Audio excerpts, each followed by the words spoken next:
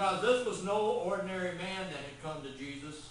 This man was a leader of the synagogue. A teacher of the law, a senior pastor of the local church. And he just does not approach Jesus. He falls at Jesus' feet. He submits himself to Jesus. And this will cause eyes to widen. Because he's taking a dangerous step here. But it's a leap of faith that he's taking. It is a leap of faith. And he knows down in his heart that Jesus can heal his daughter. And so he pleads for his daughter's life. And Jesus said, let us go out and see your daughter. Let's go.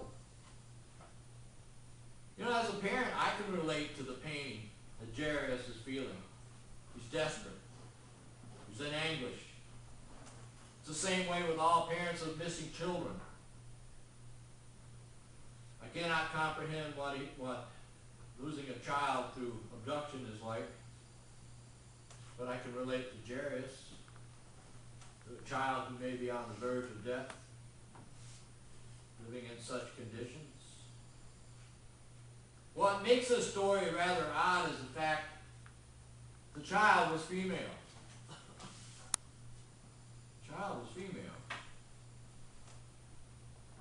That's the one that has Jairus worried. Before you see, females did not account for a whole lot in Jesus' day, I'm sad to say.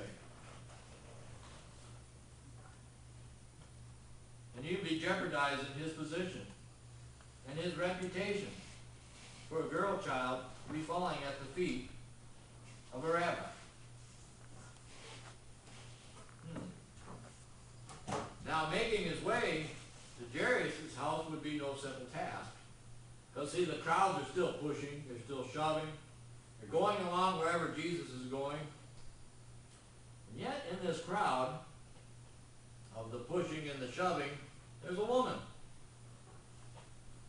A woman who was so desperate that she was willing to do anything to get to Jesus. She had been suffering from hemorrhaging for 12 years. 12 years with a bleeding disorder. And now her bleeding has actually made her separated from society. According to the law, she was unclean in the eyes of the church. So therefore, she could not come into society. And her place in society is already hindered with the fact that she is female. And her condition had sealed her fate in society. She is not supposed to be there. And yet she is so desperate, she reaches out and touches Jesus' clothes. She in turn then is running the risk, according to law, of contaminating Jesus. Contaminating Jesus by just touching the hem of his garment. And when she does touch him, she does something, she notices it. She is healed immediately. And she knows this.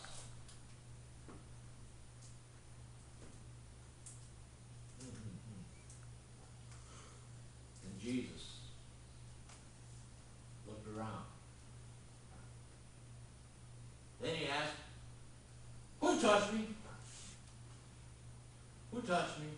Have you guys ever filed out of a football game or a basketball game at say, the Palace or Cobo Hall, and when the game's over, pile up? There is no room to move. You're walking like penguins. Because you're shoulder to shoulder, bump to bump, and some guys are holding on to their wallets. You can't move. That's how crowded it is. And Jesus is in the same kind of crowd here. And yet he turned around and he wants to know, who touched me? Who touched me? The disciples are going to ask the same question. What do you mean, who touched you? Just look around you. Everybody is touching you. Everybody. But Jesus said this touch is different. This touch was different. This touch was done by somebody in desperate need of healing. This woman thought if she could touch him while in this crowd, She knew she would be healed, and then no one would know the difference. No one would be none the wiser, she thought. But she found herself having to confess that she was the one who had stopped Jesus from his appointment with the little girl who needed him the most. But she wasn't just touching his clothes like some crazed fan at a concert. It was her faith in Jesus that actually made her well. It was her faith in Jesus that actually made her well. Now, she isn't named in Scripture. She isn't named in Scripture. But Jesus named her. Jesus gave her a name and called her daughter. Daughter. Jesus always said, we all are brothers and sisters.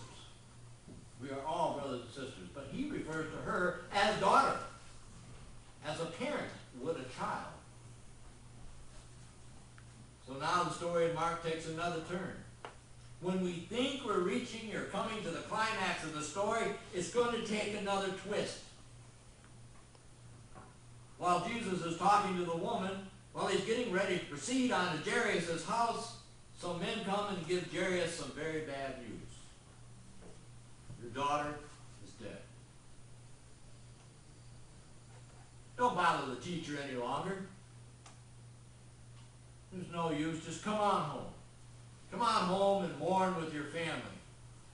Let Jesus be. Let Jesus be. Jesus once again looked around. His eyes focused on Jairus, and he said, "Do not be afraid. Only believe. Only believe." Then Jesus dispersed the crowd. How do you tell that many people believe? I'm sure this wasn't easy. And the only ones they're going to keep around is Peter, James, and John. They're just going to take with him into the house. But then, just when you think the story is taking its final turn, another dramatic twist to the story. There are mourners there. And they weep and they wail and play music. And Jesus says, you guys need to leave. You guys need to leave because the girl's not dead. She's only sleeping. And they laugh at him. They laugh at him. You know, it was not uncommon to have professional mourners back in that day. It's not uncommon whatsoever. Especially with a man of stature or maybe a man of wealth. And professional mourners would come around and help them mourn, but expect to be reimbursed in some kind of way with maybe a meal or some monetary recompense. These are professional mourners. And Jesus is telling them, you got to go because she's not dead. And they're going to laugh at him. But you know, healings in Jesus' day were not uncommon. But bringing back somebody from the dead, that's something else altogether. So what are we supposed to make of the scripture from Mark? What are we supposed to make? For one thing, there is a definite need to get to Jesus. Something drives us in our best desperation. And most of you at one time or another have found yourself in desperate need to get to Jesus. Some of you have found that need.